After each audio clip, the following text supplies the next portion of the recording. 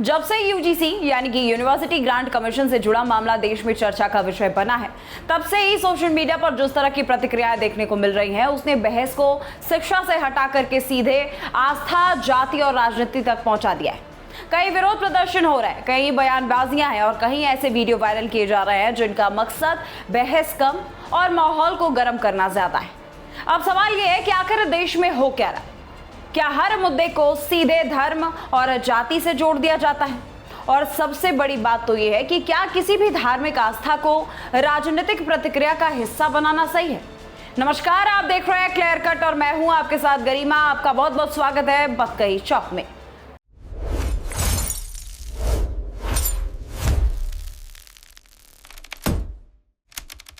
दरअसल दोस्तों, आज हाल ही में सोशल मीडिया पर कुछ ऐसे वीडियो वायरल हुए जिनमें हनुमान चालीसा की तर्ज पर अलग तरह के नारे और शब्दों का इस्तेमाल किया गया। वीडियो बहुत ज्यादा वायरल है, आप पहले ये वायरल वीडियो देखिए। जय भीम ज्ञान गुण सागर, संविधान लिख कर किया उजागर, बौद्ध दूत अतुलित बलधामा, समता न्याय करे ते ही कामा, जय भीम का नाम सुनावे, देवी देवता निकट नहीं आवे।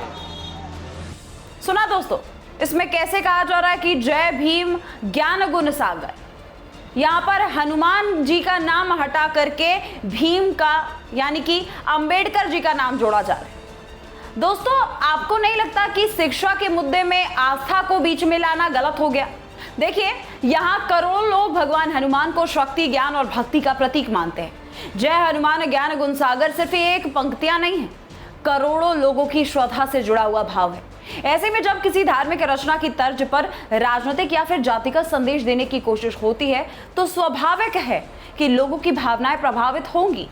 लेकिन यहाँ एक और सवाल उठता है, क्या विरोध करना गलत है? देखिए दोस्तों, यहाँ पर विरोध करना गलत नहीं है। भारत का संविधान हर नागरिक को अपनी बात कहने का अधिकार देता है। विरोध करने का लोकतंत्र का एक हिस्सा है। सरकार की नीतियों पर सवाल उठाना भी लोकतंत्र का हिस्सा है।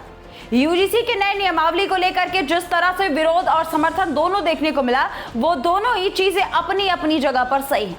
विरोध करिए, समर्थन भी कीजिए, लेकिन समर्थन और विरोध दोनों को करने के लिए एक तरीका होना चाहिए। तरीका ऐसा कि जिससे किसी भी अन्य पार्टी, किसी भी अन्य जाति या फिर किसी भी लोगों को चोट ना पहुंचे, उनकी आस्था को चोट ना पहुंचे।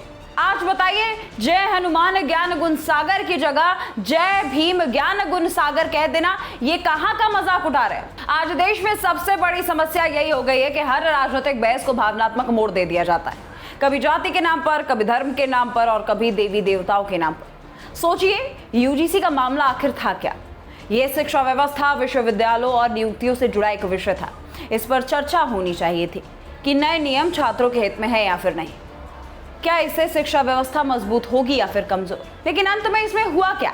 एक वर्ग दूसरे वर्ग को अपशब्द बोले जा रहे हैं। सोशल मीडिया पर बहस इन सवालों से हट करके पूरी तरह दूसरी दिशा में चली गई। अब लोग शिक्षा नीति पर कम और धार्मिक भावनाओं पर ज्यादा चर्चा कर रहे हैं। यही कारण है कि माहौल लगातार तनावपूर्ण बनता जा रहा है। दरअसल आज सोशल मीडिया ने राजनीति को बहुत आक्रामक बना दिया है।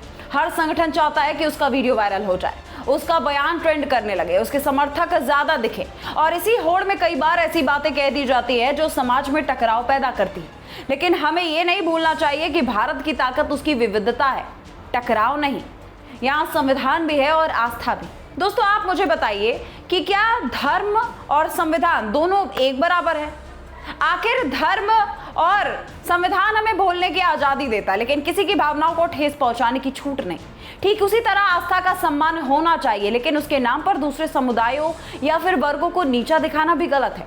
आज जरूरत है इस बात की कि हर वर्ग, हर संगठन, हर राजनीतिक दल और हर सामाजिक समूह अपनी सीमाएं समझे। अगर कोई संगठन शिक्षा नीति का विरोध करना चाहता है तो तथ्यों के साथ करे, डेटा के साथ करिए, संविधान के जरिए करिए, लेकिन धार्मिक प्रतीकों का राजनीतिक हथियार बनाना गलत होगा। क्योंकि जब आस्था और राजनीति आपस में टकराने लगते हैं तब सबसे ज्यादा नुकसान समाज को होता है। आज देश का युवा रोजगार चाहता है, बेहतर शिक्षा चाहता है, अच्छी यूनिवर्सिटी चाहता है, लेकिन उसे सोशल मीडिया पर सिर्फ नफरत और विवाद परोसे जा रहे हैं। कभी जाति बनाम जाति, कभी धर्म बनाम धर्म और कभी आस्था बनाम संविधान जैसे बहस खड़ी कर दी जाती है। जबकि सच ये है कि संविधान और आस्था दोनों इस देश की पहचान है। दोनों को लड़ा करके राजनीति जरूर की जा सकती है, लेकिन समाज मजबूत नहीं बनाया जा सकता इस तरीके से। आस्था व्यक्ति का निजी विश्वास है, वहीं संविधान देश चलाने का एक आधार है। दोनों की अपनी अपनी अलग अलग जगह हैं और दोनों का सम्मान होना जरूरी है। अगर कोई भगवान हनुमान को पूजता है तो उसका सम्मान होना चाहिए। अगर कोई सामाजिक न्याय की बात करता है तो उसकी बात भी सुननी जानी चाहिए। लेकिन एक को साबित करने के लिए दूसरा का मजाक उड़ा देना ये कहीं से भी सही नहीं है। आज हर पक्ष को यह समझने की जरूरत है कि सोशल मीडिया की राजनीति कुछ मिनटों का ट्रेंड तो है, लेकिन समाज में लंबे समय तक कड़वाहट छोड़ जाएगी। और सबसे दुखद बात तो यह है दोस्तों कि इन बहसों का असर नई पीढ़ी पर पड़ेगा। फिलहाल दोस्तों, यूनिवर्सिटी ग्रांट कमीशन को लेकर के जो मामला गरमाया हुआ था, अब वो शिक्षा से हट करके, नीतियों से हट करके अब धार्मिक ग्रंथों तक पहुंच चुका है। आप इस पूरे विवाद को आखिर कैसे देखते हैं और इस पे आपकी क्या राय है, कमेंट सेक्शन में लिखना मत भूलिएगा। आप देख रहे थे बतकई चौक, मैं हूं गरिमा त्रिपाठी। नमस्कार।